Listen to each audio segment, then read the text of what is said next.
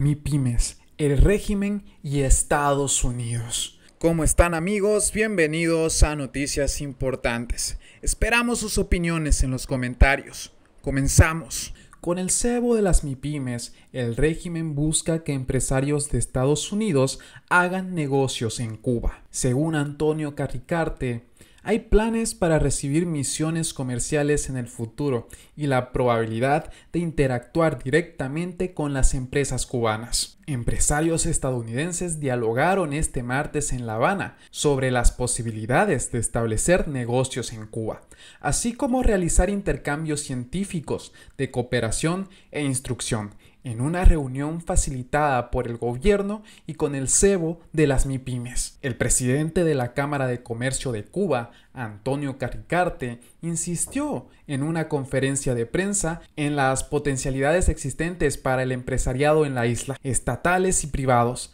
a fin de promover la exportación hacia Estados Unidos de productos como miel, café y carbón. Carricarte dijo que en los intercambios también se abordaron las transformaciones que tienen lugar en Cuba y señaló que se trata de la primera acción de un programa con una agenda de trabajo para lo que resta del año. Según el funcionario, este contempla recibir misiones comerciales en el futuro y la probabilidad de interactuar directamente con las empresas cubanas. Otro elemento de interés es la posibilidad de que las micro, pequeñas y medianas empresas MIPYMES cubanas, la mayoría en manos de personas confiables, entre comillas, próximas al aparato de poder, puedan conectar con sus pares estadounidenses. Según el representante de la Fundación Esperanza para Cuba, Jorge Ignacio Fernández, su entidad crea puentes con empresarios interesados no solo en comerciar con la Cuba, sino en trabajar en temas como la energía sostenible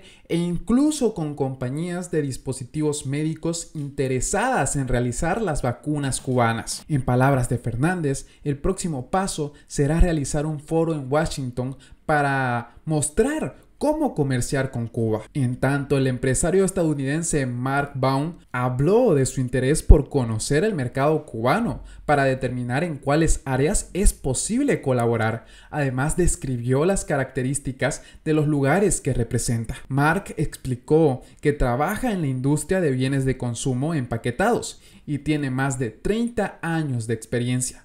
Actualmente se desempeña como vicepresidente senior de Relaciones con la Industria y director de colaboración del Instituto de Comercialización de Alimentos. Ambos empresarios dijeron que pese al embargo de Estados Unidos y la inclusión del régimen cubano en la lista de Washington de estados patrocinadores del terrorismo, existen pequeñas posibilidades que se deben aprovechar a favor del comercio. El Centro para la Democracia en las Américas, CDA, la Oficina de Washington para Asuntos Latinoamericanos y el Cuba Study Group pidieron al gobierno de Estados Unidos esta semana dar pasos adicionales para contribuir a aliviar la crisis provocada por el régimen cubano en la isla. En una declaración conjunta publicada este lunes, las tres organizaciones reconocieron que el régimen cubano es el principal responsable de la crisis que atraviesa la isla, pero consideraron que el gobierno de Estados Unidos puede jugar un papel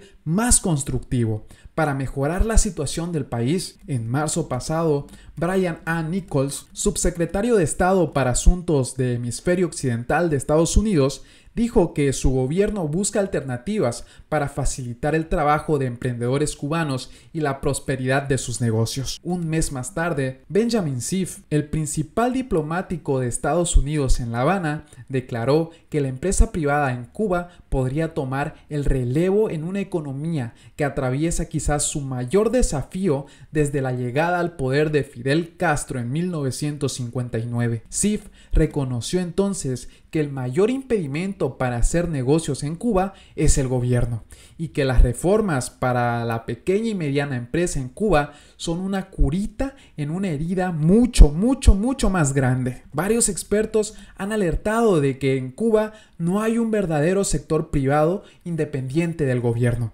que habría autorizado la creación de las llamadas MIPYMES justamente para burlar el embargo estadounidense y desviar al sector estatal recursos destinados a apoyar a emprendedores. Las MIPYMES son el caballo de Troya, la vacuna para inocular en la economía privada agentes económicos aparentemente independientes, advirtió la columnista de Diario de Cuba, Rafaela Cruz, a finales de abril pasado, y yo concuerdo plenamente con ella. El régimen cubano ha comenzado la privatización de almacenes, fábricas, equipos, cafeterías, restaurantes y otros locales, de manera totalmente arbitraria y silenciosa, sin que medien concursos o licitaciones públicas.